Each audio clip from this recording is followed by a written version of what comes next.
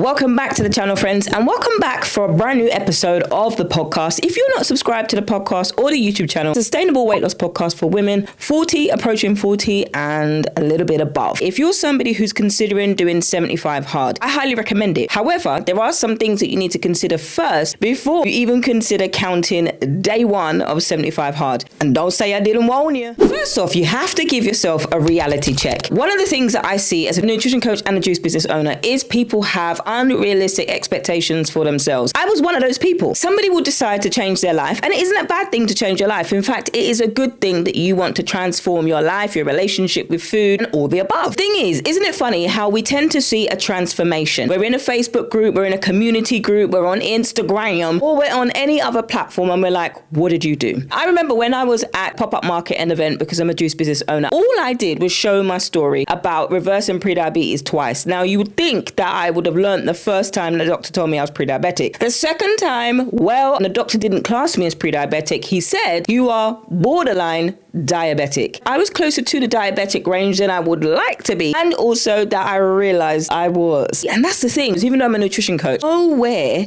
did they tell you how to do things? The groups just told you to cut out carbs. Like, okay, then what do I eat? Because most of the things are carbs. So then that you're in this place now and you're like, oh my goodness, I know this is what I look like. I need to make some changes. I need to make some changes quickly. I will say you have to consult your doctor first before undertaking any fitness change or nutrition change. But when we see that photo, it inspires us, doesn't it? Even if it's our own photo. I incorporated juicing in my diet as well as having balanced food. When I stopped juicing, I realized that's when the weight gain started to creep back in, because I kind of got a little bit lax. When it comes to 75 hard, we can have that same mentality, right? We're going to jump headfirst into 75 hard, not realizing how hard the program actually is. And a couple of weeks later, you're burnt out, your cortisol is through the roof, you're not losing any weight, the scale keeps going up, and you're like, what is happening? You start to blame yourself, and then the list goes on and on and on, right? So before you start the challenge, I'm going to tell somebody today, lean in, come on in, okay? 75 hard is not, I repeat, is not a fitness challenge. Some people are like, it's only 75 days. 75 days back to back. It's no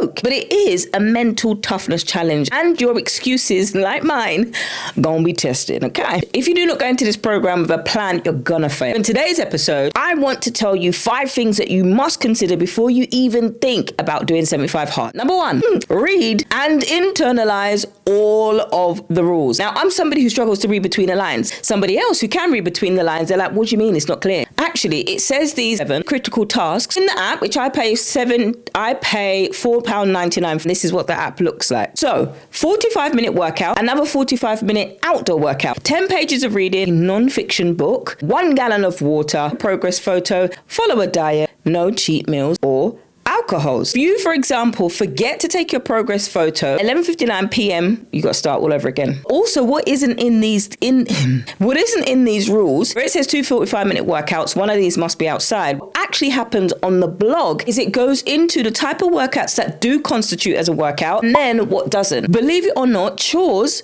are not a workout. They're absolutely not. There are so many nuances in this program. It is unbelievable. So wherever you are somebody who is just black and white thinking like me, and you're like, oh, that's pretty simple. It isn't. So I recommend that you do 3 things, read the rules, internalize them. So you know the rules from the official 75 Hard app. Then there's a 75 Hard book. If you want to go into depth, you can.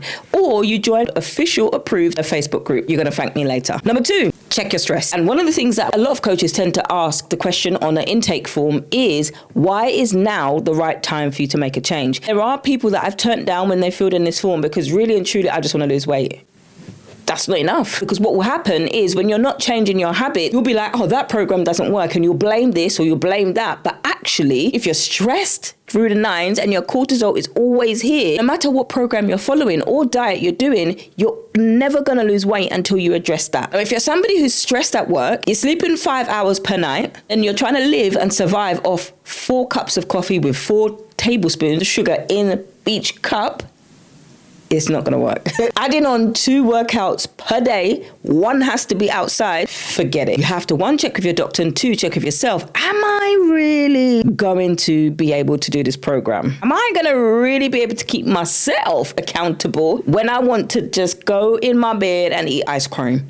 are you going to be able to keep yourself accountable? Because if the answer is no, it's okay, baby. You can do 75 soft, you can do 75 medium. One thing that I really want to encourage you to do before you start, not whilst you've done it, because that's going to be hard work. Before you get started, make sure you have the recovery bandwidth to handle it. No, baby. You might look slim, you might have six-pack abs, but your metabolism gonna say different. Okay, point number 3. Get specific with your diet. Where it says no cheat meals, again, go to the FAQs because they're gonna trip you up. And listen to the episode 208 and episode 14. Remember, they were recorded in 2020. But just make sure you know everything you need to know before you start the challenge, because you do not want to be talking to someone and you discover that you're on day 74 and you didn't do one of the programs because you thought it was this, but it actually wasn't. Go and have a look at my video where I'm talking about my story, and then you have to start all over again. So I remember I first saw it and I was like, 2 workouts a day. You got to work out 2 workouts a day. What do you mean? I took issue with it because no one's going to tell me what I can and can't eat.